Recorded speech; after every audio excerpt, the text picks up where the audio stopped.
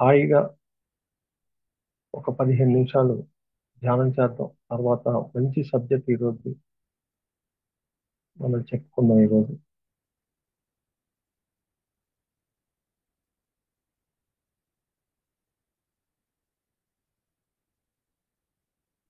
వచ్చిన వాళ్ళు వచ్చినట్టుగా మెడిటేషన్ కూర్చోండి. ఒక 15 నిమిషాలు మంచి సబ్జెక్టు.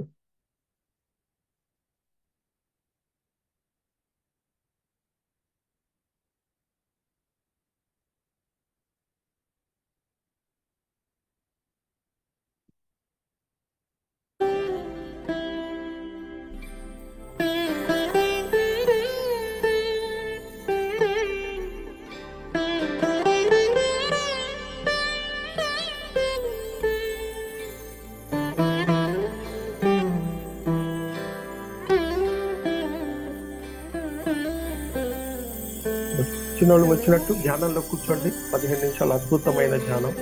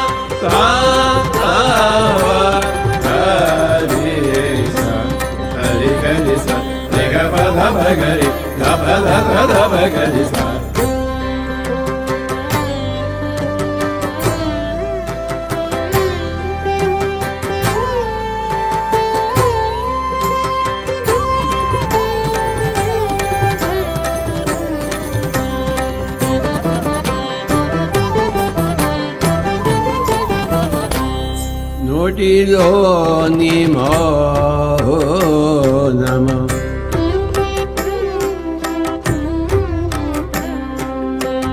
మనసులోని శూన్య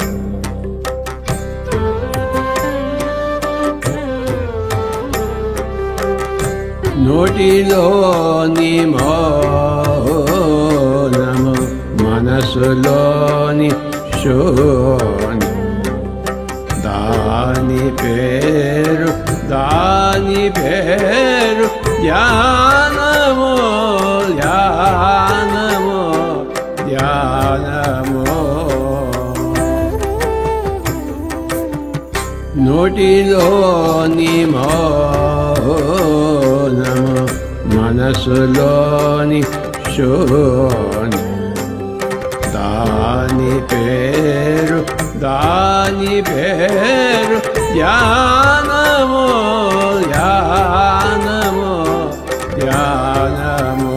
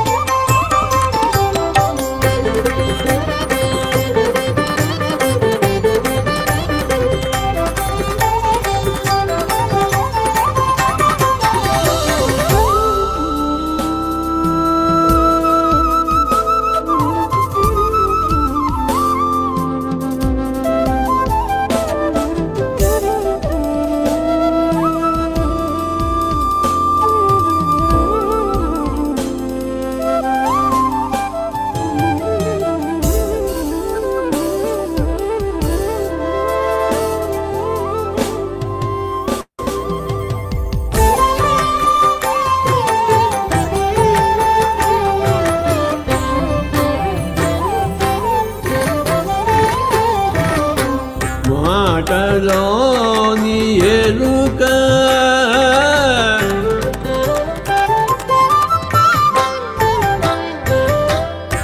మాటలోని సత్యము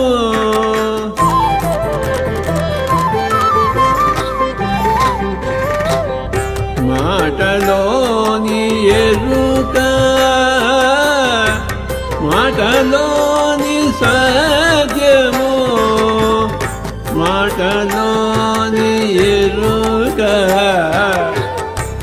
మాటలోని సత్యము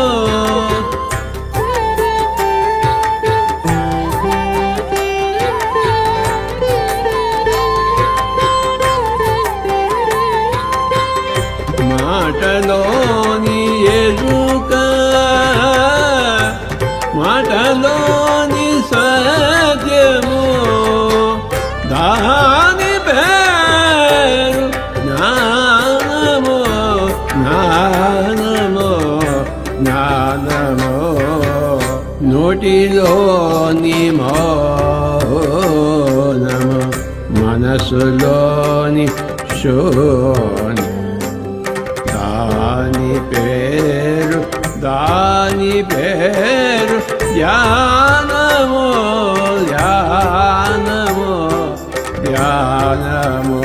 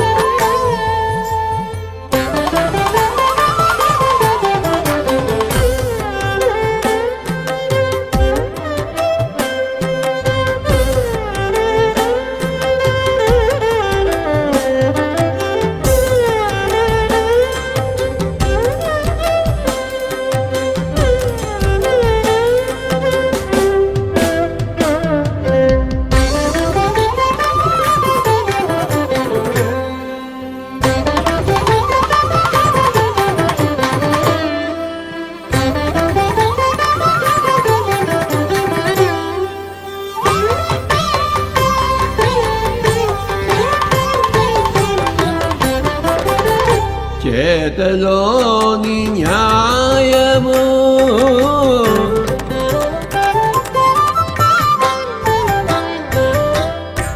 చేతలోని వినయము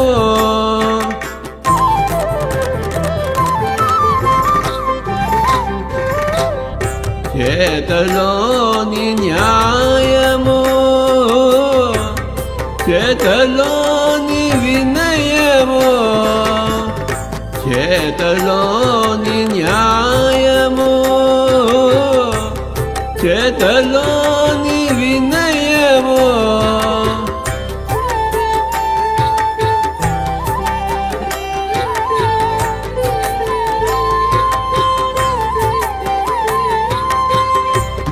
చేతలోని న్యాయము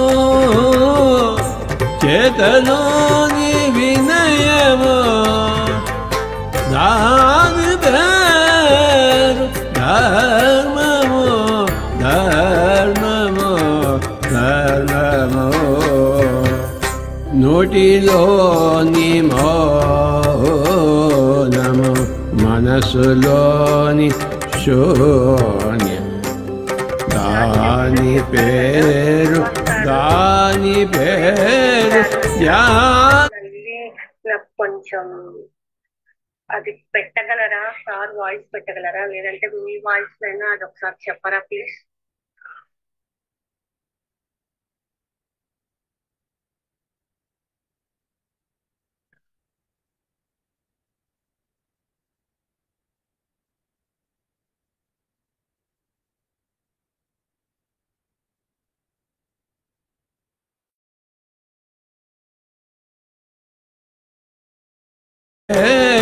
ధ్యానము ధ్యానము ధ్యానము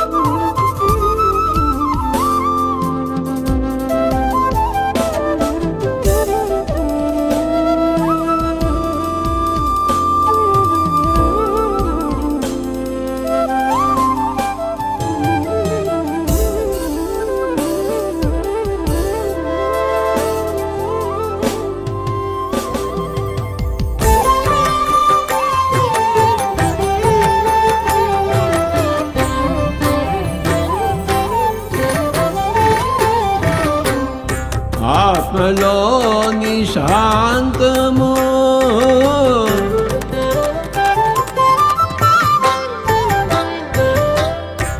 ఆత్మలోని అభయము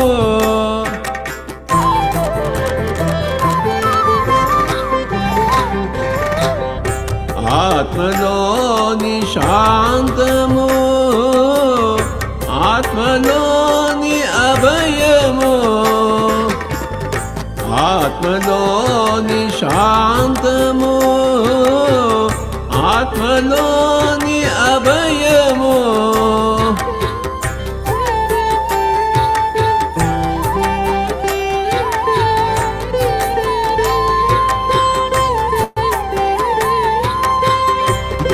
ఆత్మలోని శాంతము ఆత్మలోని అభయము దాని పేరు మోక్షము మోక్షము మోక్షము నోటిలోని మౌనము మనసులోని శూన్య దాని పేరు ధ్యానము ధ్యానము ధ్యానము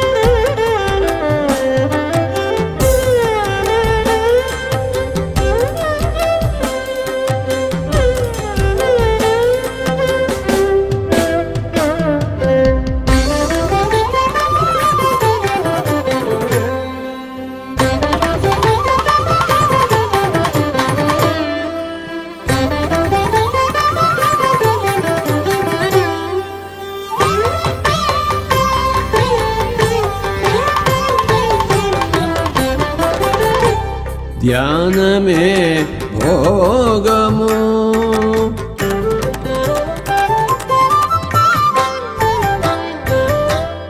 జ్ఞానమే వైభోగము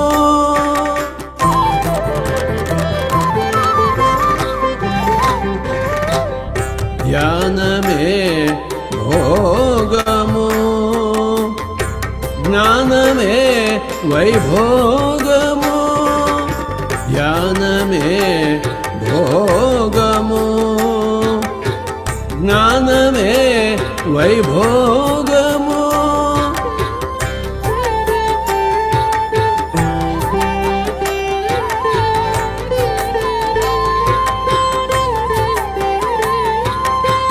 ధ్యానమే భోగము జ్ఞానమే వైభోగము సత్యమే దైవము దైవము దైవము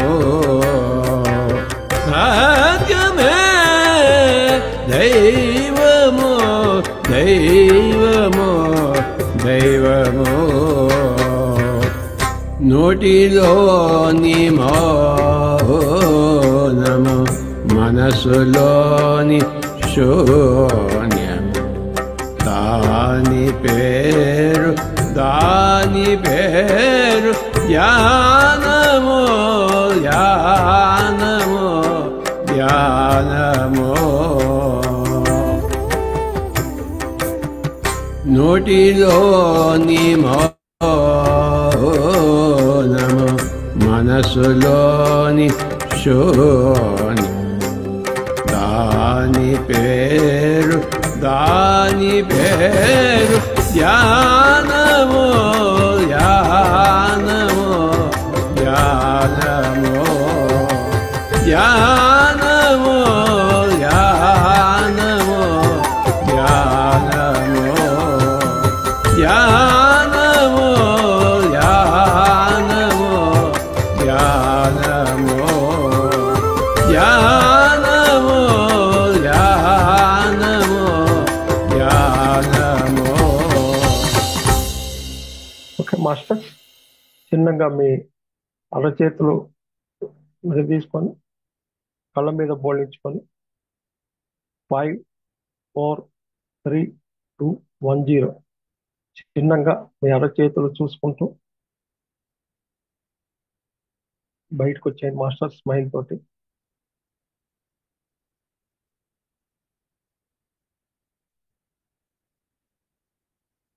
ఓకే మాస్టర్స్, ఈరోజు మనము ఒక మంచి కాన్సెప్ట్ తీసుకుంటున్నాం. ఇది స్పిరిచువల్ టాబ్లెట్ లో 2010 సంవత్సరంలో ముద్రైంది. ఇది ప్రజెంట్ అయితే ఈ పుస్తకం లేదు.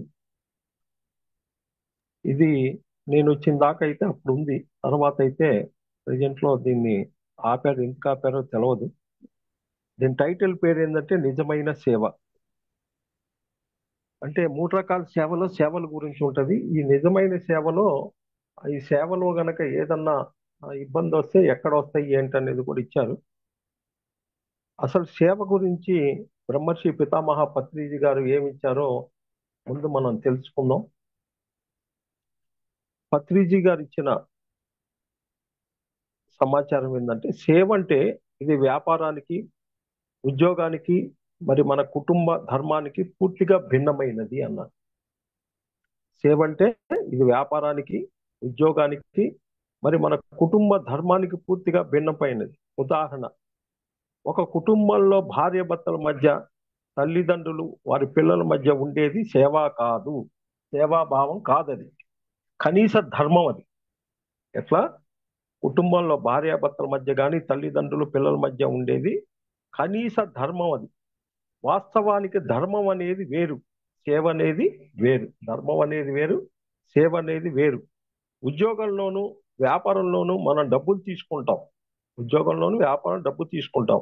అలాంటప్పుడు అది సర్వీస్ ఎలా అవుతుంది? ఎటువంటి ఫలితం ఆశించకుండా ఇతరులకు చేసేదాన్నే సేవ అంటాము. మన జన్మ పరంపర మొదటి దశలో ఈ సేవా గుణం ఉండదు. అసలు జన్మ పరంపరలో ఫస్ట్ ఈ సేవా గుణం ఉండదు. తమో గుణం మరి రజో గుణం ప్రధానంగా ఉన్న జన్మల్లో ఈ సేవ అనేది అసలు ఉండనే ఉండదు. ఆ జన్మల్లో కేవలం సాత్విక గుణం ప్రధానమైన జన్మలు తీసుకున్నప్పుడు మాత్రమే ఈ సేవా గుణం మొదలవుతుంది. అప్పుడు మనం మన ఖాళీ సమయంలో కొంత భాగాన్ని మిగతా వారి కోసం కేటాయించి వారికి కావాల్సిన సేవ చేస్తాం. అంటే ఏంటి? పక్కింటి పిల్లలకు ఇంగ్లీష్ నేర్పించడము, లెక్కలు నేర్పించటము, లేదా మనకు తెలిసిన సంగీతము, మరి ఇతర జ్ఞానాలు నేర్పించటం, ఇలా సేవా కార్యక్రమాలు మన జీవితాల్లో మొదలవుతుంది. కనుక ఆ చిన్న చిన్న సేవలే మనకి ఎంతో తృప్తినిస్తాయంట. ఆ చిన్న చిన్న సేవలే మనకి ఎంతో, ఇంతకు ముందు మరి ఎన్నడూ లేనంత తృప్తి ఈ సేవా కార్యక్రమం ద్వారా మనం పొందగలం.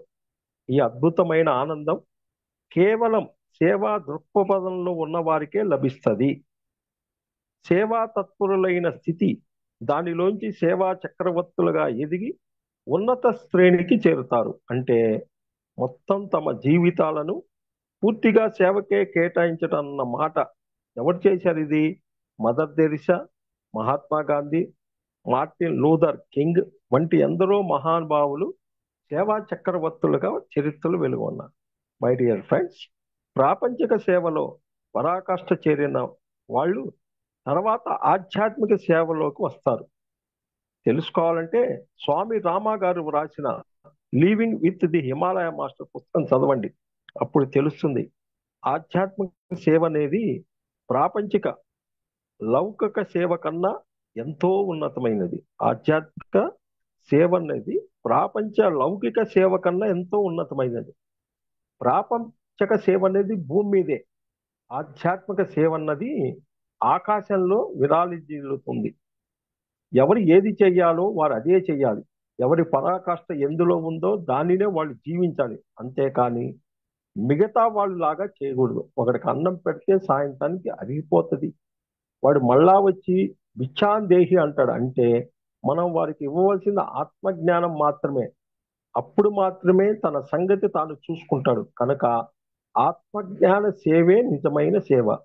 అదే శాశ్వతమైన సేవ. ఆత్మ సేవలే శాశ్వతమైన సేవ. కనుక పిరమిడ్ మాస్టర్లు అందరూ ఆత్మపరమైన సేవలే అందిస్తారు. పిరమిడ్ మాస్టర్లు అందరూ కూడా ఆధ్యాత్మిక సేవా తత్పరులై ఉన్నవారు.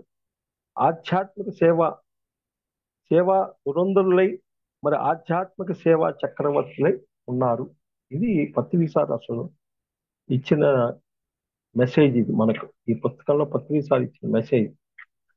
అసలు ఈ సేవ అంటే ఏంటి అసలు అనేది తెలుసుకుందాం. ధ్యాన ఆరోగ్య విధానం ద్వారా సంపూర్ణ ఆరోగ్యం పొందే సాధకులు సేవన్న విషయంపై పూర్తిగా అవగాహన కల్పించటంలో, ఆత్మస్థాయిని బట్టి సేవ చేసే విధానంలో మార్పు. సేవ అన్నది మనకు చేసుకునే ఆధ్యాత్మిక ప్రగతి అన్న అంశంపై పూర్తిగా వివరణతో కూడుకున్న ఈ మా ప్రయత్నమే నిజమైన సేవ. ఈ పుస్తకానికి రావటంలో ప్రూఫ్ రీడింగ్ సహకరించిన సతీష్ గారికి, శ్రీదేవి మేడం గారికి, మిగతా సహకారాలు అందించిన బంగారు నాయుడు గారికి, నాగదుర్గ, కిరణ్కి, కవర్ పేజీ డిజైనింగ్ లో తోడ్పడిన రాంబాబుకి, ధ్యాన ఆరోగ్య పబ్లికేషన్ వెన్నుముఖం ఉన్న సీతక్క గారి పుస్తకం ముద్రించిన దేవి ప్రింటర్స్, వీళ్ళందరికీ కూడా శుభాకాంక్షలు అని చెప్పారు.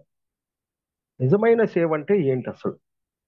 ఫస్ట్, ఆధ్యాత్మిక మార్గంలో ప్రయాణించేటప్పుడు సాధకుల విషయంలో ఒకసారి వారికి ధ్యానం అలవడి ఆ ధ్యానాన్ని పొందే మార్గంలో ప్రయాణం చేసేటప్పుడు ఎక్కువ మందిలో ప్రక్షాళనలకి గురి కావాల్సిన విషయము సేవ. అంటే ఈ మార్గంలో మనం బయలుదేరేటప్పుడు ఎక్కువ ప్రక్షాళన గురి కావాల్సిన వాళ్ళు సేవ. నిజానికి సేవ అంటే అదేదో ఇతరులకు మనం చేసే పనిలా, అది మనం ఊరకనే ఇతరులకు చేస్తున్నట్టు చాలా మంది ఫీల్ అవుతూ ఉంటారు. నిజానికి అది అసత్యం. మన కోసం మనం ఏదైనా చేసుకున్నా, ఇతరుల కోసం ఏమైనా చేసినా, అది మన కోసం మనం చేసుకున్నట్లే. మన కోసం చేసినా, ఇంకొకరి కోసం చేసినా మనం చేసుకున్నట్లే. వన్నెస్ కాన్సెప్ట్ సరిగా అర్థం అయిన వారికి నేను వేరు, బయట వేరు, ఏదీ లేదని స్పష్టంగా తెలుస్తుంది. సర్వతా తానే ఉన్న ఈ నేను బయట ఉన్న దానికి చేయటం అన్నట్లుగా స్థూలంగా కనిపించిన సూక్ష్మంలో అంతా కలిసే ఉన్నామన్న విషయాన్ని మరవకూడదు. అంతేకాకుండా జీసస్ మహానుభావుడు చెప్పినట్టు, నువ్వేదైతే కావాలనుకుంటున్నావో అది ముందు ఇతరులకి చేయి. నువ్వేమైతే కావాలనుకుంటున్నావో అది ముందు ఇతరులకి చేయి అన్న నానుడి బట్టి మనకి ఏ విషయం కావాలనుకుంటున్నామో దాన్ని ఉన్నతంలో మనం ఇతరులకి ముందు ఇవ్వటం నేర్చుకోవాలి. దాచితే దోచపడుద్ది, పంచితే పంచబడుద్ది అన్న సూత్రాన్ని పునశ్చరణ చేసుకొని మెలగాలి. అదేవిధంగా భగవద్గీతలో శ్రీకృష్ణుడు వారి సేవ అనే మార్గాన్ని పూర్తిగా వివరించి చెప్పటమే. ఏంది?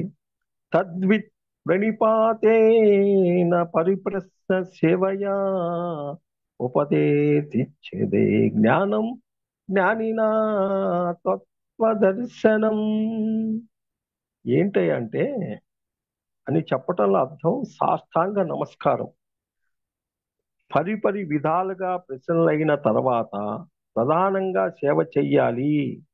తెలిసినంత వరకు సేవా కార్యక్రమాల్లో అంటే తెలిసిన జ్ఞానాన్ని 10 మందికి ఇవ్వటంలో గడపటమే. అది మనకు మరింత జ్ఞానాన్ని కలుగజేసి మూడో కన్ను తెరుచుకున్నట్లు చేస్తా. అంటే మనకు తెలిసిన జ్ఞానాన్ని 10 మందికి కనుక పంచితే ఆ జ్ఞానమే నీకు దివ్య నేత్రం ఓపెన్ అయింది. వెరసి ప్రధానంగా సేవ అనేది మనం చేసుకున్నదే. అంతేకాకుండా మనం మరింత నేర్చుకునేందుకు ఒక పద్ధతిగా పేర్కొచ్చు. ఆచరించటంలో మనకు కొంత సహనం అవసరం ఉంటుంది. ఇది ఆచరించాలంటే కొంత మనకు సహనం అవసరం ఉంటుంది. సందర్భానికి సమయానికి తగ్గట్టుగా వంగటం, మరి గతంలో మనకు ఉన్న బ్లాక్స్ నుండి బయటపడటం ప్రధానంగా అవసరం ఉంటుంది. గతంలో ఎక్కడ ఉన్న బ్లాక్స్ బయటపడటం అవుతుంది. గతంలో పద్ధతులు పూర్తిగా అర్థమైనప్పుడు సాధారణంగా వాటి ఘర్షణ వర్తమానంలో ఉంటుంది. గతంలోనే వర్తమానంలో ఉంటుంది. కొత్తగా నేర్చుకున్న భావాలను ఆచరణలో పెట్టేటప్పుడు పాత ఛాలెంజెస్ ఎదురవుతూ ఉంటాయి. కానీ వాటిని నేర్పుతో పక్కన పెట్టి వాటి స్థానాన్నే కొత్త భావాలను ఇవ్వటం, తీసుకోవటం ప్రధానంగా ఆత్మజ్ఞానం మాత్రమే. ప్రతిష్ఠించటంలో ఎంతో కృషి చేయవలసి ఉంటుంది. దానికి ఓర్పు కావాలి, చాలా ఓర్పు ఉండాలి. ఇలా ఆలోచించేప్పుడు దాని ఫలితాన్ని వర్తమానంలో మనం అనుభవించడం గమనిస్తాం. అయితే ఆత్మ యొక్క పరిణితిని బట్టి ఆత్మ యొక్క పరిణితిని బట్టి ఈ సేవ 3 రకాలుగా ఉంటుంది. ఆత్మ తొలి స్థాయి నుంచి పూర్తి పరిపక్వ స్థితికి వెళ్ళేటప్పటికి సేవ చేసే విధానంలో పూర్తిగా మార్పు వస్తుంది. ఒకదాని సమయంలో ఒకటి చేసినట్టయితే వారు చేసిన దానిలో వారే గోతులు తీసుకునే పరిస్థితులు నిజంగా తలెత్తుతాయి. ఏది చేయాలో తెలియకపోతే వాళ్ళే తీసుకున్న గోతులు వాళ్ళే పడతారంటాను. 3 రకాల సేవలు ఏంటి అంటే, 1 సాంఘిక సేవ, 2 ఆధ్యాత్మిక సేవ, 3 ఆధ్యాత్మిక శాస్త్ర సేవ. ఈ మూడిట్లో ఎక్కడ ఏంటనేది ఫస్ట్ సాంఘిక సేవ. ఇది అందరికీ బాగా తెలిసిందే. ఈ భూమండలంపై నిత్యం జరిగేది అన్నదానం, భూదానం, గోదానం, వస్త్రదానం, విద్యాదానం, గృహదానం. ఇలా అన్నిటిలో ఒక వ్యక్తి వేరొక వ్యక్తికి లేదా సమూహానికి తిండి, బట్ట, ఇల్లుకు సంబంధించిన దానాలు మాత్రమే చేసి ఆ రోజు, ఆ నెల లేదా ఒక జీవితానికి మాత్రం ఉపయోగపడే సహాయం చేస్తూ ఉంటాడు. అంతేకాకుండా ఇది కేవలం శరీరము మరియు మనసుకు మాత్రం తృప్తినిస్తాయి. చూడండి, ఇవన్నీ కూడా శరీరానికి, మనసుకే తృప్తినిస్తాయి. నిజానికి ఆత్మ తన తొలి దశలో తీసుకునే జన్మల్లో దీన్ని సరైనదిగా పరిగణించవచ్చు. తొలి దశల్లో ఇచ్చే గుణము అలవర్చుకోవడానికి అవతల వ్యక్తి నేను ఒకటే, ఇతరులు చేయటం ద్వారా మాత్రం మనం పొందగలం అన్న సత్యాన్ని తెలుసుకోవటానికి తనకు తెలిసింది ఆకలితో ఉన్నవాడికి అన్నం పెట్టడం, బట్టలు లేని వాడికి వస్త్రదానము మొదలైనవన్నీ కూడా ఇలా భావ్య సంతృప్తి వెనువెంటనే కనిపించే ప్రయోజనాలు దృష్టిలో పెట్టుకొని సేవ అనేది జరుగుతుంది. ఇది ఓన్లీ ఈ సేవ అనేది, ఈ అన్నదానము, వస్త్రదానము, బయట ఇచ్చే ఇవన్నీ కూడా శరీరము మనసుకే తృప్తినిస్తుందంట. నెక్స్ట్ ఆధ్యాత్మిక సేవ. ఇదేంటి? పైన పేర్కొన్న సాంఘిక సేవలో అది సాంఘిక సేవ. ఇది కూడా మాదిరిగానే ఇక్కడ కూడా బట్ట, ఇల్లుకు సంబంధించిన సేవలే ఇక్కడ కూడా చేయటం జరుగుతుంది. కానీ అది ఒక దేవుడు పటము, విగ్రహము లేదా స్వామీజీ, పెద్ద గురువు సమక్షంలో జరుగుతాయి. ఇక్కడ ఒక దేవుడు పటమో, ఒక స్వామీజీ నమ్ముకున్నవాడు. దానివల్ల ఆ సహాయం పొందేవాడు తాను తీసుకున్న సహాయానికి మూలం ఆ పలానా దేవుడు లేదా ఆ గొప్ప వ్యక్తి అతని ముద్ర తనలో పడి ఒక రకమైన భక్తి భావం ఏర్పడి తన సమస్యలు సంబంధించిన వరకు ఈయనే తీర్చగలడనే నమ్మక వ్యవస్థ ఏర్పరచుకుంటాడు. అంటే ఆధారపడతాడు, ఆయనే తీరుస్తాడు, నాకు అదే దిక్కని. అంటే ఒక రకంగా శరణాగతి అన్న ఒక గొప్ప అద్భుత ఆధ్యాత్మిక పాఠం ఇక్కడ నేర్పడుతుంది. మరింత విపులంగా ఒకానొక నాస్తికుడు ఆస్తికుడుగా మారే అవకాశం ఉంది. నాస్తికుడు ఆస్తికుడిగా మారే అవకాశం 100% ఉంది. వాస్తవం నిజం నిలకడ మీద తెలుస్తుంది అన్న నానుడి ప్రకారం సమస్యలు అనేవి కొంత సమయానికి వదిలేస్తే వాటికి అవే పరిష్కరించబడతాయి. దాన్నే మనం కాలమే సమాధానం చెబుతుంది అంటాం. ఇలా కాలం మీద ఆధారపడినవి మరి మాటికి అమ్మో నాకెందుకు కష్టం వచ్చింది, నేనెలా జీవించాలి అని 1-10 సార్లు కష్టాన్ని తలుచుకొని బాధపడి ఉన్న శక్తిని కాస్త ఊడగొట్టుకొని సమస్య పరిష్కారానికి కావలసిన శక్తి, సంకల్ప బలం లేక మరింత దిగజారే పరిస్థితుల్లో ఉన్నవి శరణాగతి ద్వారా అద్భుతంగా పరిష్కరించబడతాయి. ఇట్లుంటారు వీళ్ళు. దాని తర్వాత నిజమైన సేవ ఏంటిది? నా సమస్యను ఆ భగవంతుడు లేదా స్వామే తీరుస్తాడనే లెక్కలో ఉంటాడు. ఎప్పుడైతే నేను నిమిత్త మాత్రును అని సమస్య మొత్తం వాళ్ళ పాదాల వద్ద ఉంచి పూర్తిగా రిలాక్స్ అయ్యి తమ పని తాను చేసుకుంటూ వెళ్ళే వారికి తప్పక కొద్ది రోజుల్లో ఒకసారి వెంటనే సమస్య పరిష్కారం జరగవచ్చు. అది కూడా వాళ్ళు ఉన్న తాటిని బట్టి ఒకసారి జరగవచ్చు. దీనికి గల కారణం నిజానికి పైన తెలిపిన 3 సత్యాలు. అవి కాలం వలన తీరే సమస్యలు వాటికి అవే తీరటం. అనుకున్న వాళ్ళు ఎట్లుంది 3 పాయింట్లు ఉన్నాయి ఇక్కడ. కాలం వల్ల తీరే సమస్యలు వాటికి అవే తీర్తాయి. నీ డిజైన్ చేసుకో. మానసిక సమస్య పదే పదే తలుచుకొని శక్తిని తద్వారా పరిష్కారానికి కావలసిన సంకల్పం కోల్పోవటం. 3, సమస్యల వలయములో వర్తమానంపై దృష్టి నిలపలేక మరిన్ని సమస్యల్లో చిక్కుకోవటం. కాబట్టి ఆధ్యాత్మిక సేవ అనేది సాంఘిక సేవ కన్నా చాలా ఉన్నతమైనది. కానీ ఒక స్థాయి దాటిన తర్వాత ఇదే జ్ఞాన నేత్రానికి పెద్ద అడ్డుకట్టవుతుంది. ఒక స్థాయికి వచ్చిన తర్వాత నువ్వు ఈ రకంగా కనుకుంటే నీ దివ్య నేత్రానికి అడ్డుకట్టబడుద్ది. దాన్నే ఆధ్యాత్మిక శాస్త్ర సేవ. ఏం చెప్పారంటే ఉద్ధరేత్తానాం ఆత్మనో బంధువం ఆత్మ పరిపూర్ణత్వం భగవద్గీతలో చెప్పింది. భగవద్గీతలో శ్రీకృష్ణ వారు చెప్పింది ఆత్మ తనను తానే ఉద్ధరించుకుంటుంది, ఎవరిని వారే ఉద్ధరించుకోవాలి అని శ్రీకృష్ణుడు చెప్పాడు. అప్పో దీపాభావ అని బుద్ధుడు చెప్పాడు. నీ దీపాన్ని నువ్వే వెలిగించుకోవాలి, నీ వాస్తవానికి నువ్వే సృష్టికర్తవని ఎవరు చెప్పారు? సేతు మహానుభావుడు చెప్పాడు. అన్నిటి సారాంశం ఒకటే, అది ఎవరిని బాగు చెయ్యలేరు, ఎవరు బాగు చేయలేరు, అలాగే పాడు చేయలేరు కూడా. ఇక్కడ ఎవరు బాగు చేయలేరు, ఎవరిని చెడగొట్టే వాళ్ళు భూమి మీద లేరు, ఎవరిని వారే ఉద్ధరించుకోవాలి.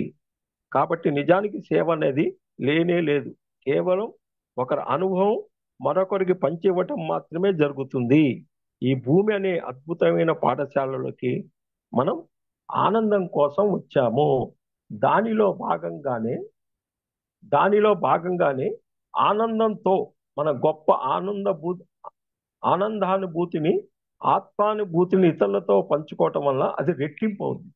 నువ్వు ఇతరులతో పంచుకుంటేనే అది నీకు రెట్టింపు అవుతుంది. ఇలా కేవలం ఆత్మపరమైన అనుభవాలను, మధుర స్మృతులను చెప్పటానికి మాత్రమే మనకు వాక్ అనేది ఇవ్వబడింది. నీ వాక్ క్షేత్రం ఎందుకు ఇచ్చారంటే ఆత్మపరమైన నీ అనుభవాలు, నీలో కలిగిన మధుర స్మృతుల వడికే చెప్పుకునే దానికే వాకు ఇవ్వబడింది. ఇలా మనకు తెలిసిన జ్ఞాన మార్గాన్ని, అనుభవాలని ఇతరులకి తెలియజేసి వ్యక్తిగత ఆత్మ పరిణతికి లేదా సమాజ ఆత్మ పరిణతికి ఉపయోగపడటాన్ని ఆధ్యాత్మిక శాస్త్ర సేవగా నిర్వహించవచ్చు. అంటే నీ వ్యక్తిగత ఉపయోగానికి, సమాజం ఉపయోగానికి, ఆత్మకు ఉపయోగపడేదిగా చెప్పవచ్చు. ఇక్కడ తిండి, బట్ట, ఇల్లు ప్రస్తావన ఉండదు. గురువు శరణాగతులు ప్రస్తావన అస్సలు ఉండదు. ఇక్కడ పై వారెవరో మనకు చేస్తారు అన్న ఆలోచన తావే ఉండదు. ఇక్కడ ధ్యానం చెయ్యి, జ్ఞానం సంపాదించు, అది నీకు ముక్తిని ప్రసాదిస్తుంది. ఇక్కడ ముక్తి అంటే అన్ని రోగాల నుండి, సమస్యల నుండి, బాధల నుండి ముక్తి. ఈ జన్మ ఆఖరి జన్మ అయ్యి పూర్ణాత్మ స్థాయి చేరేంత వరకు అని అర్థం. అంటే నీ యొక్క మళ్ళా మూలానికి వెళ్ళిపోయే స్థాయిని ముక్తి అని అంటారు. చేసుకున్న వాడికి చేసుకున్నంత మహాదేవ్ అన్నట్టు అందాన ఇతరులు ఎప్పుడు కేవలం వాళ్ళ అనుభవాన్ని వివరించి మార్గాన్ని మాత్రమే చూపగలరు. దాన్ని అనుసరించి వారిలాగానే సాధన చేస్తే పొందవలసినవన్నీ పొందుతామన్న సత్యం బోధపడుతుంది. ఒకానొక పరిణితి చెందిన ఆత్మ తన జన్మ పరంపరలో ఆఖరి దశలో చేసే సేవే ఆధ్యాత్మిక సేవ. అంటే బాగా పరిణితి చెంది లాస్ట్ ఫైనల్లో వచ్చేది ఆధ్యాత్మిక శేష సేవ. ఎవరు చేసిందంటే జీసస్, శ్రీకృష్ణుడు, బుద్ధుడు వంటి మహానుభావులు తాము బ్రతికి ఉన్నంత కాలం ఎన్నో మహిమలు చేసినప్పటికీ వారి తదనంతరం కేవలం ఏమిచ్చారు? ఆత్మజ్ఞానానికి సంబంధించిన ఒక బైబిల్, భగవద్గీత, అష్టాంగ మార్గానికి ఇచ్చి వెళ్ళారే తప్ప జీవించటానికి తాత్కాలికమైన భౌతిక శరీరానికి కావలసిన వస్తువులు సమకూర్చి వెళ్ళలేదు. వాళ్ళు ఇచ్చిన జ్ఞానమే ఇచ్చారు, కానీ భౌతికానికి సంబంధించిన వస్తువులు ఏమీ వెళ్ళలేదు. ఎందుకంటే వారికి తెలుసు ఆత్మజ్ఞానం మాత్రమే వ్యక్తికి అన్ని పరిస్థితుల్లో అండగా ఉండదు అని. కాబట్టి వారు తాము అందించిన ఆధ్యాత్మిక శాస్త్ర సేవ మాత్రమే చేసి పదించాలి.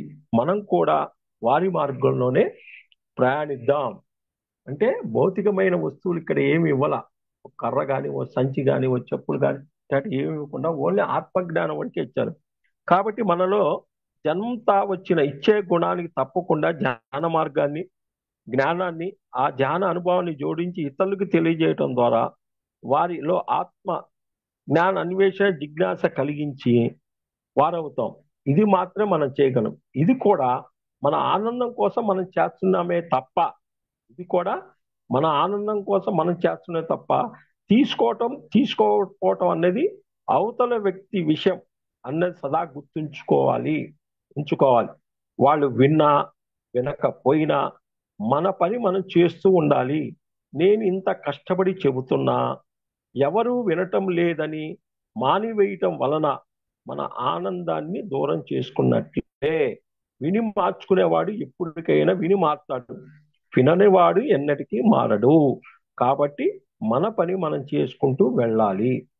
సమస్య బయటకి చూడటానికి ఆర్థికంగా తిరిగిపోవటం వలన, జబ్బు పడటం వలన, ఇల్లు లేకపోవటం వల్ల కనిపించిన మూలం మాత్రం ఆత్మజ్ఞానం లోపంలోనే ఉంది. మూలం ఎక్కడుంది? ఆత్మజ్ఞానం లోపంలోనే ఉంది. కాబట్టి తాత్కాలిక ఉపశమనం కలిగించే సాంఘిక సేవలో దూరకుండా జ్ఞాన మార్గంతో ఆధ్యాత్మిక సేవ మాత్రమే చేయాలి.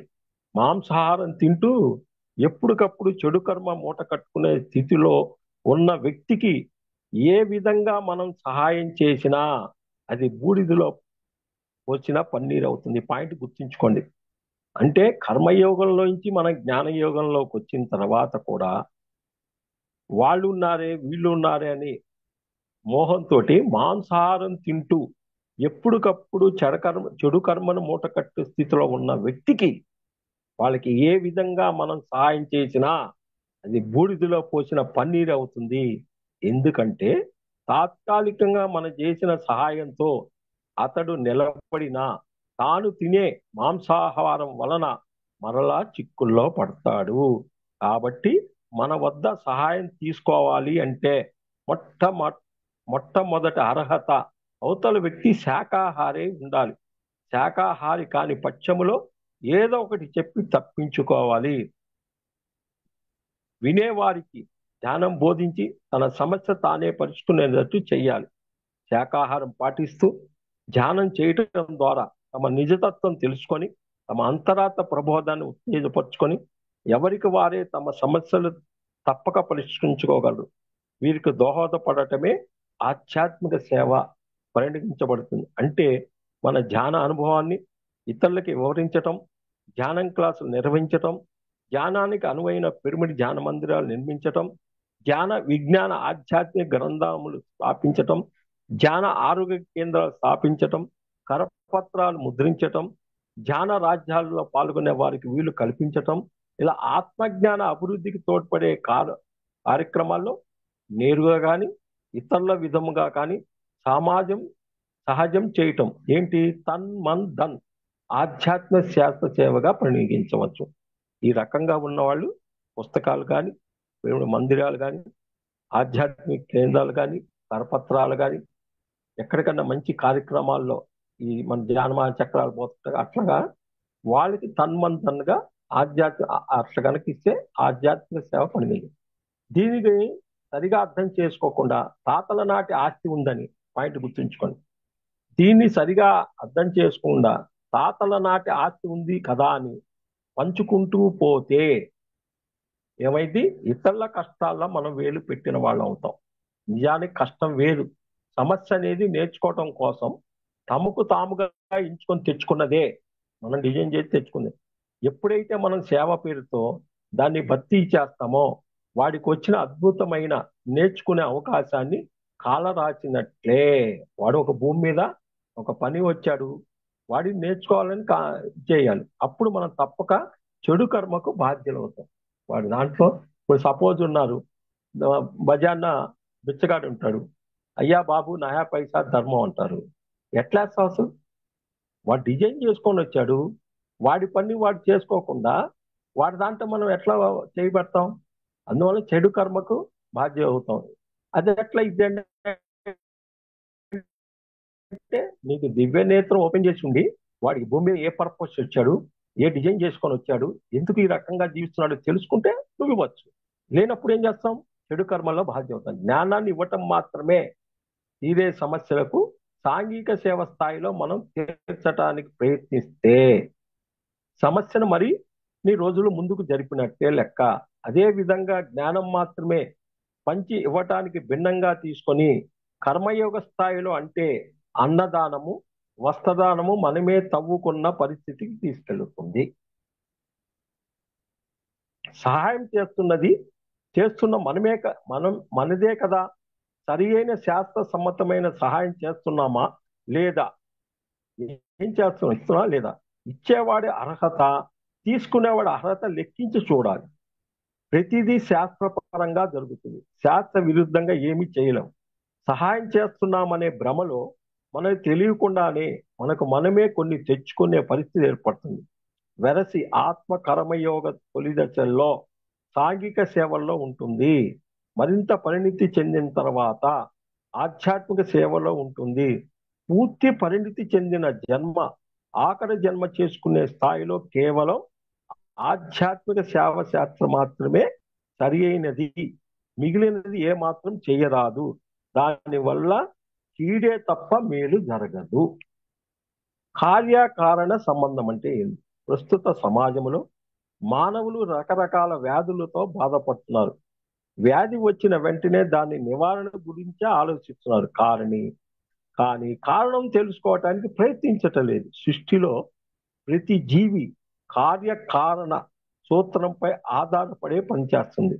మన అందరికీ తెలుసు, మనకు వచ్చే ప్రతి వ్యాధికి ఒక కారణం ఉంటుందనే వాస్తవాన్ని తెలియజెప్పే ప్రయత్నమే ఈ చిన్న పుస్తకం. మానవుడికి 5 జ్ఞానేంద్రియాలు 5 ఉన్నాయి. ఏంటి? కన్ను, ముక్కు, చెవి, నాలుక, చర్మం. అలాగే కర్మేంద్రియాలు 5 ఉన్నాయి. నోరు, కాళ్ళు, చేతులు, మలమూత్ర విసర్జన అవయవాలు పేర్కొనవచ్చు. చేతికొచ్చే వ్యాధులు మూల ఆధ్యాత్మిక గురించి ఇప్పుడు తెలుసుకుందాం. సాధారణంగా సిద్ధాంతం ఆధారంగా వేలు తెగటం, కాలిపోవటం అకస్మాత్ చర్యల కారణం ఏమైనప్పటికీ వెంటనే మార్చుకోవాల్సిన విషయం ఏదో ఉందని అర్థం చేసుకోవాలి. అలాగే ఏ భాగానికైనా చర్మ వ్యాధి లాగానో నెమ్మదిగా పెరుగుతున్న కంతి లేదా వ్రణం లాగా ఉంటే క్రమేపీ మార్చుకోవాలన్న ప్రధాన విషయం అర్థం చేసుకోవాలి. వెరసి మనం మార్పు చెందాల్సిన గుణం లేదా జీవిత కార్యక్రమం అది వెంటనే చెయ్యాలా లేదా కొంత సమయం తీసుకొని చేయవచ్చు అనేది ప్రధానంగా మనకు శరీరంలో వచ్చే వ్యాధి యొక్క సమయంపై ఆధారపడి ఉంటుంది. అకస్మాత్తుగా వచ్చిన వ్యాధులైతే వెంటనే మార్పు తెచ్చుకోవాలి. నెమ్మదిగా వచ్చి వాటికి నెమ్మదిగా అర్థం చేసుకోవాలి. ఇక ప్రత్యేకించి అంగానికి వస్తే ఏంటది? ఫస్ట్ వీపు అనగా ఇన్నర్ స్పేస్ వచ్చే సమస్యలు అర్థం చేసుకునే ముందు ఈ ప్రాంతంతో కలిసి చేతులు వేళ్లుగా తెలపవచ్చు. చేతులు మొత్తాన్ని ఇవ్వటం తీసుకోవటం అనే పనిగా మనం స్థూలంగా భావిస్తే బుద్ధి స్థాయిలో కూడా మనం ఏం చేయాలి? మరి ఎంత ఇవ్వాలి? స్థూలంగా ఇస్తున్నావు, బుద్ధి స్థాయిలో నీకు ఏమి ఇవ్వాలి, ఎంత ఇవ్వాలి, ఎలా ఇవ్వాలి అనే మొదలైన ప్రశ్న సమాధానాన్ని చేతులకు సంబంధించి వస్తావి. ఇలా పుచ్చుకోవటానికి సంబంధించి మూల సిద్ధాంతాలు పూర్తిగా నూరిపోయటం ద్వారా వీపు పైన ప్రాంతం సమస్యలు పూర్తిగా తగ్గించవచ్చు. ఈ ప్రదేశంలో సమస్యలను నివారణోపాయం ప్రధానంగా ఈ క్రింది ఆధ్యాత్మిక సత్యాల్ని అర్థం చేసుకోవటంలో ఉంటుంది. ఏంటిది? పాయింట్ 1, నీవు ఏదైతే కావాలనుకుంటున్నావో అది ముందు నువ్వు ఇతరులకి చెయ్యి. సెకండ్ పాయింట్, కర్మయోగం నుంచి జ్ఞానయోగం మార్పు అంటే రోటీ కపడ మకాన్ సేవల నుండి బయటపడి కేవలం జ్ఞానదానం చేయటం అని తెలుసుకోవటము. ఇది ఫస్ట్. అసలు మనం ధ్యానంలోకి వచ్చామంటే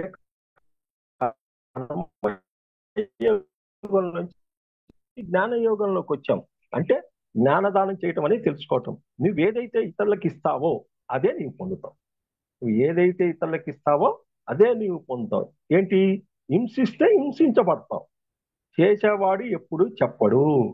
మనం ఇతరులకి చేయటం అంటే మనకు మనం చేసుకోవటం. ఇది గుర్తుంచుకోండి. ఎవరికో చేస్తే మనకు మనమే చేసుకోవటం. తర్వాత ఏంటి? పంచితే పెంచబడుద్ది, దాచితే దోచబడుద్ది. నీ దగ్గర ఉన్న జ్ఞానాన్ని పంచితే వస్తుంటది, నీ దగ్గరే లోపల పెట్టుకుంటే దోచబడినట్టే. ప్రాపంచికంగా కోరి సాధించరాదు, ఊరకనే వచ్చింది తీసుకోవాలి, ఆధ్యాత్మికంగా కోరి సాధించాలి, వచ్చింది విడిచిపెట్టాలి. ప్రాపంచికంగా లైట్ గా తీసుకొని కోరుకోవచ్చు, ఆధ్యాత్మిక కోరి సాధించాలి. నేను 40 రోజులు ధ్యానం చేయాలి, లేకపోతే ఒక పుస్తకాలు ఒక 50 రోజులు పుస్తకాలు చదవాలన్న తర్వాత అది అయిపోయిన తర్వాత మళ్ళీ ఇంకో దాని మీద కట్టాలి. అవసరమైతే నేను 1 లక్ష పెట్టి పిరమిడ్ కడతాను, లేకపోతే ఇంకా ఒక వ్యాన్ తీసుకొని నేను శాకాహారం తయారు, అట్లా వాటిని ఒకటి అయిపోయిన తర్వాత ఒకటి అయిపోయిన తర్వాత కోరి సాధించుకోవచ్చు. ఇలా పైన తెలిపిన సత్యాలను పూర్తిగా అవకలింపు చేసుకున్నప్పుడు మాత్రమే ప్రధానంగా మనం ఈ సమాజానికి ఏమి ఇవ్వటానికి, మరి దాని నుంచి ఏమి తీసుకోవటానికి వచ్చామో అర్థం అయ్యి, సమాజానికి ఏమి ఇవ్వాలి, మీరు ఏం తీసుకోవటానికి వచ్చామో అని అర్థమయ్యి, చెట్టు వేళ్ళు బలంగా ఉన్నట్టు ఈపు పైన భాగం ఆరోగ్యంగా ఉంటుంది. ఒక జీవిత కాలంలో ప్రధానంగా ఏమి చేయాలి, ఏమి ఇవ్వాలి, అసలు ఒక జీవిత కాలం ఏమి ఇవ్వాలనేది మూల సూత్రాల నుండి అర్థం చేసుకొని ఒక ప్రత్యేకమైన విభాగానికి మనల్ని మనం నిర్దేశించుకొని బయటపడటం, దాని ఆచరణలో తీసుకురావటం అనేది భుజానికి సంబంధించింది. ఏంటది? కేవలం ఆత్మ జ్ఞానాన్ని, ఆత్మ అనుభవాన్ని ఇవ్వటం మాత్రమే చేయటం, అవతల వ్యక్తి నుండి అదే ఆశించటం. ఏం ఆశించాలి? కేవలం ఆత్మ జ్ఞానాన్ని, ఆత్మ అనుభవాన్ని ఇవ్వటమే, అదే అడగాలి. 2, హీలింగ్ చేయటం, బయటపడటం కేవలం సెల్ఫ్ హీలింగ్ మాత్రమే ప్రోత్సహించటం. మనం హీలింగ్ చేయకూడదు, వాడు చేయించుకోవాలి.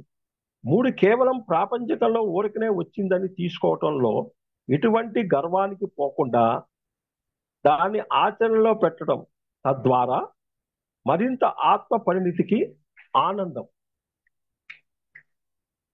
ఆత్మ ప్రగతికి సంబంధించిన బాగా చేయగలిగిన విషయాలు విడిచిపెట్టి, ఆత్మ ప్రగతికి సంబంధించిన చేయగలిగిన విషయాలు విడిచిపెట్టి కొత్త విషయాలు ద్వారా ఇతరులకు చేయడం ఆచరించాలి. ఎప్పుడు కూడా కొత్త విషయాలను తీసుకొని ఈ వీపుకు సంబంధించి భుజం. నిజానికి చాలా మంది ఇతరులకు నేను సేవ చేయాలనే ఉద్దేశంలో ఇతరులకు హీలింగ్ చేసి శక్తిని ప్రసారం చేయడం చేస్తుంటారు. దీనివల్ల ఆధ్యాత్మిక పాఠాలు నేర్చుకోవటం కోసం ఆత్మ తనకు తానుగా తయారు చేసుకున్న కష్టాల్లో వీళ్ళు వేలు పెట్టినందువల్ల, వచ్చింది వాడు నేర్చుకోవాలి, కానీ వాడి కష్టాల్లో వేలు పెట్టినందువల్ల దాన్ని వీళ్ళే అనుభవించవలసి వస్తుంది. దాన్ని ప్రధానంగా భుజంలో ఇబ్బందిగా పొందటం జరుగుతుంది. జ్ఞానం ఇవ్వాల్సిన చోట శక్తిని మాత్రమే ఇవ్వటం చెడు కర్మకు దారి తీసి చెప్పవచ్చు. అదేవిధంగా జీవితంలో బరువు బాధ్యత తీసుకోవటం, ముఖ్యంగా ఇవ్వటానికి సంబంధించింది కూడా భుజానికి సంబంధించింది. ఒక ఉదాహరణ, ఒక కుటుంబంలో 3 అన్నదమ్ములు ఉన్నప్పుడు అందులో 2 చనిపోవటం కానీ, ఆల్కహాల్కి బానిసయ్యి బాధ్యత లేనట్టుగా అయినప్పుడు బాగున్న ఒక్క వ్యక్తి మిగతా 2 కుటుంబాల భారాన్ని మోయటానికి సిద్ధుడు కావాలి. ఇలా మన కోసం తయారైన సమస్యను మన భుజాల మీద తీసుకోవాలి. దాని నుంచి నేర్చుకోవటానికి, ఆనందించటానికి ప్రయత్నించాలి. తప్పించుకున్నప్పుడు భుజం సమస్యగా మనం చిరత్తను నుండే మనం ఎక్కడ తప్పించుకుంటావో అప్పుడు నీకు ఈ సమస్య వస్తుంది. మోచేయి. ఒకసారి సమాజానికి సంబంధించిన వరకు మనం ఇవ్వవలసినది, తీసుకోవాల్సింది ప్రధానంగా అర్థమైన తర్వాత దానికి తగ్గట్టుగా మనల్ని మనం మలుచుకోవటంలో ప్రధానంగా మనకు గతంలో ఉన్న స్థిరత్వం మీద పూర్తి పనిచేయాల్సి ఉంది. అంటే ఎట్లా ఇవ్వాలి, ఎట్లా తీసుకోవాలి, అంటే అది ఇవ్వటం తీసుకోవటానికి సంబంధించిన వరకు చేయటంలో ప్రధానంగా మోచేయి భాగం. ఇవ్వటానికి తీసుకోవటానికి సంబంధించిన వరకు ఒకటి నిర్ణయించుకున్న తర్వాత దాన్ని చేయటంలో లేదా అర్థం చేసుకోవాలి.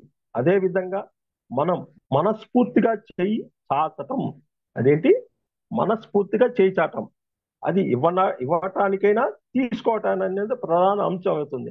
అంటే మనం ఇవ్వాలి అనుకున్నప్పుడు మన స్థాయి నుంచి దిగాలి, లేదా ఒక మెట్టన్నా ఎక్కాలి, అయినా రావచ్చు. అప్పుడే మనం పూర్తిగా చేయి చాచినట్టు.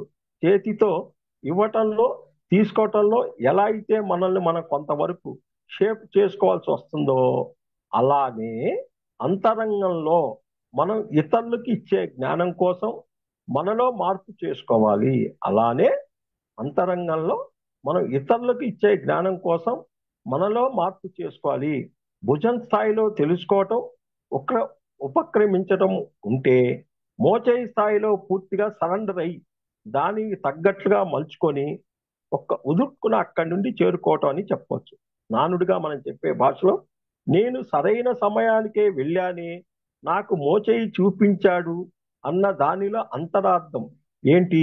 ఇచ్చే వ్యక్తికి చెయ్యాలని తెలుసు, కానీ లోపల నుండి ఇవ్వాలనే ఆసక్తి లేకపోవటం వల్ల చెయ్యి చాచలేని పరిస్థితి ఉంటుంది. దానికి కారణం ఏమైనా కావచ్చు, కానీ మనస్ఫూర్తిగా ఇవ్వాలి లేదా తీసుకోవాలని ఉన్నప్పుడు చెయ్యి చాపడం అనేది జరుగుతుంది.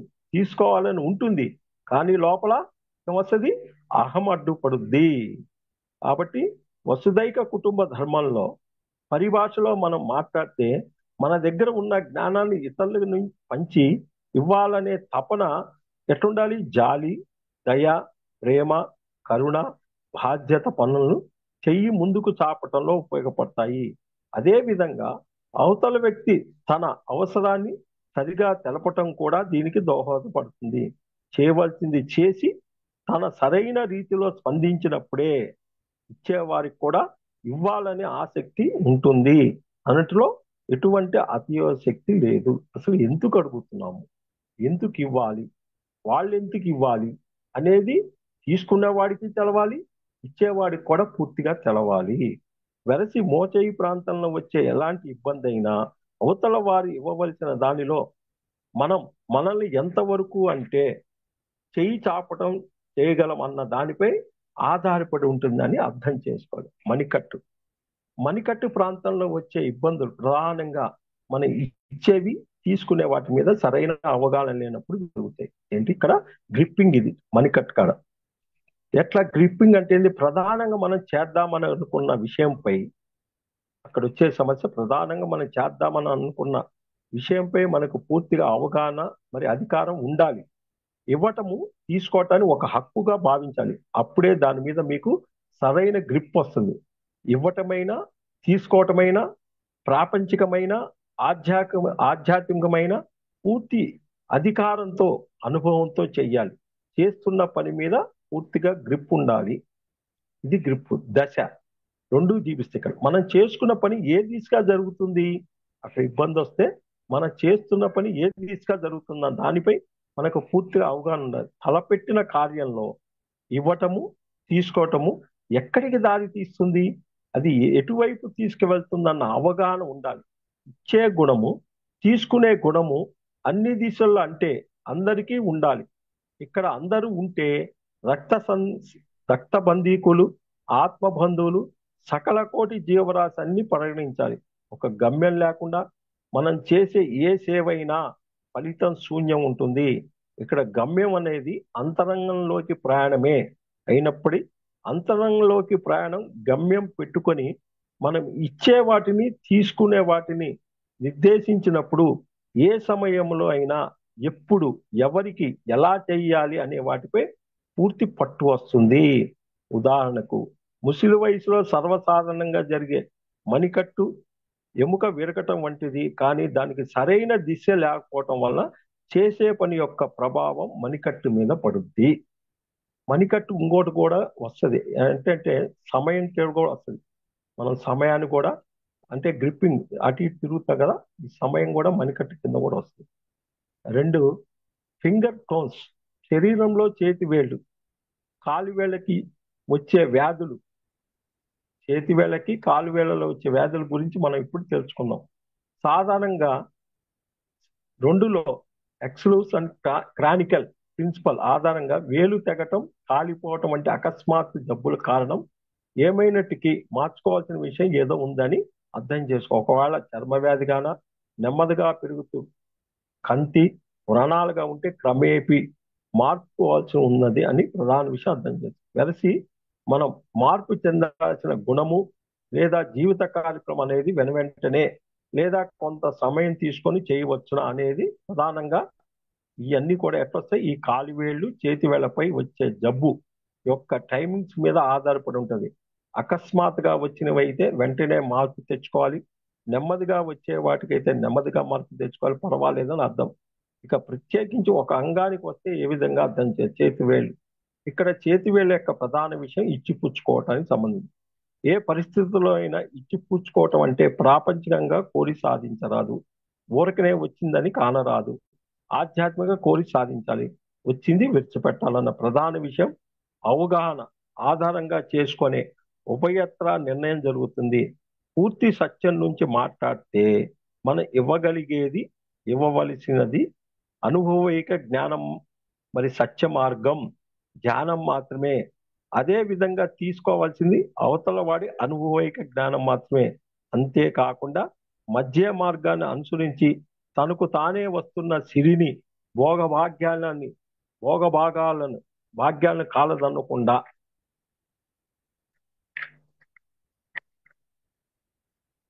మెట్ట వేదాంతో యుక్తంగా తగు మేరకు స్వీకరించి ఆనందించే వారే నిజమైన యోగి. ఇలా ఇవ్వటం, తీసుకోవటం అన్న ప్రధాన విషయమును ఎంత కళాత్మకంగా చేయగలుగుతున్నాం అనేది ఇక్కడ చేతివేలు ప్రధాన అంశం. నేర్చుకున్న ధ్యాన ఫలితాలను అనుభవించటం ఒకటి, ఆచరణలో పెట్టిన ఆధ్యాత్మిక సత్యాలను, ఫలితాలను గ్రహించి ఆనందించాలి. చేయవలసింది చేసినప్పుడు పొందవలసింది పొందుతాం. పొందేటప్పుడు బెట్టు చేయకుండా ఆనందించటం నేర్చుకోవాలి. మన అనుభవానికి ఇతరులకు వీలైనంత ఆనందంగా అందించాలి. రాగయుక్తమైన పద్యాలు జోడించి ఆధ్యాత్మిక సత్యాలతో మిళితం చేసి పవర్ స్లైడ్ తో మిక్సింగ్ చేసి చీవియాలి. నేర్చుకున్న కొత్త భాషకు పని చెప్పాలి. నేర్చుకున్న సంగీతంతో వీలైన ఎన్ని కచేరీలు ఇస్తూ అందరినీ ఆనందింపజేయాలి. అంతేకాక ఎక్కడ ఇవ్వాలో అక్కడే ఇవ్వాలి. సమయము, సందర్భము, వేగము మొదలైనన్ని కూడా వేళకు సంబంధించినవి ఇవన్నీ. అదే విధంగా చేతి వేలుకి సంబంధించిన వరకు బ్రొటన వేలు ప్రణాళిక లోపము. అది తెగిందా, పోసుకుందా, ఏ తేడా వచ్చిందంటే ప్రణాళిక నీకు సరిగా లేదు. కుడి బొట్టన వేలైతే ఆధ్యాత్మిక మార్గంలో సరిగా లేదు, వెడన బొట్టన వేలైతే ఆ భౌతిక ప్రపంచంలో సరిగా లేదని లెక్కేసుకోవాలి. అంటే ఆ, ఉమ్, ధ్యానం చేసేవాళ్ళు రైట్ పార్ట్ అంతా కూడా స్పిరిచువాలిటీ, లెఫ్ట్ అంతా భౌతికం అన్నమాట. అది గుర్తుంచుకోండి. బయట వాళ్ళకి లెఫ్ట్ వచ్చేళ్ళకి ఆధ్యాత్మికం, రైట్ వచ్చేళ్ళకి భౌతికం ధ్యానం చేయని వాళ్ళకి. మరి చూపుడు వేలు ఇతరులని జడ్జిమెంట్ చేయటం, సెల్ఫ్ ను నెగ్లెక్ట్ చేయటం లేదా టూ మచ్ గా సెల్ఫిష్ చేయటం చూపుడు వేలు. మధ్య వేలు వ్రాతపూర్వకమైన పనిలో జాప్యము, నిమ్మక నీరెత్తిగా ఉండటం అంటే మనకు కారణం తెలుసుకొని మొదలు పెట్టకుండా ఉండటం.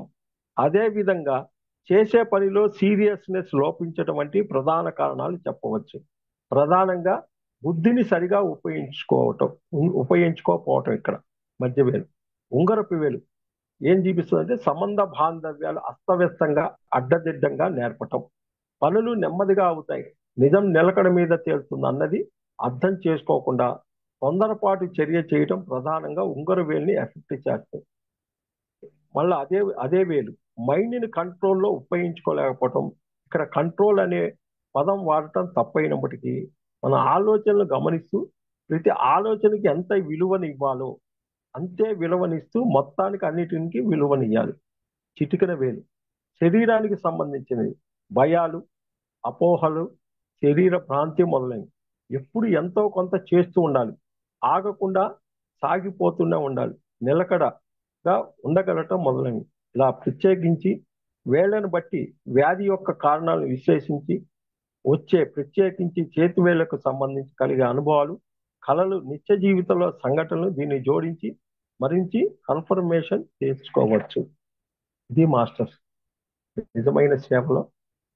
ఈ సేవ అనేది పిచ్చి పిచ్చిగా కనుక చేస్తే ఇవాళ వచ్చే ఇబ్బందులన్నీ కూడా ఎందుకు చేయకూడదండి, వాడికి ఎందుకు ఇవ్వకూడదండి, వీడు ఎందుకంటే ధ్యానంలోకి వచ్చిన తర్వాత కర్మయోగంలోంచి జ్ఞానయోగంలోకి వచ్చిన తర్వాత నీ అక్క అయిపోయింది, నీ తమ్ముడు అయిపోయింది, ఎవ్వడికి రూపాయి ఇవ్వటానికి ఛాన్సే లేదు. అది మాయ. అది ఇచ్చావంటే కర్మయోగంలో మళ్ళా బాకీలో పడినట్టే. ఇక్కడ గట్టిగా చెప్తున్నాను. కాబట్టి ఆధ్యాత్మిక శాస్త్ర సేవలోనే నేను రూపాయి ఇవ్వాలి. వేళకు సంబంధించిన కూడా ఇప్పుడు వీపు మీద సపోర్టు, భుజాలు, మరి ఇవన్నీ కూడా ఒక చెట్టు వేలు లాగా ఇవన్నీ కూడా కనెక్ట్ ఉంది, ఈ రకంగా ఉంది. కాబట్టి ఈ నిజమైన సేవని చాలా అద్భుతంగా, ఇది ఒక రోజు కాదు, చాలా ఇదిగా తెలుసుకొని ఇక్కడ ఫైనల్ మనకి చెప్పే చిన్న తప్పులన్నీ కూడా చూస్తారు కదా లాస్ట్ వచ్చేది డబ్బు అని. కాబట్టి వాటన్నిటిని కూడా జాగ్రత్తగా తెలుసుకుంటూ మనం సేవ చేయాలి. Thank you master, thank you.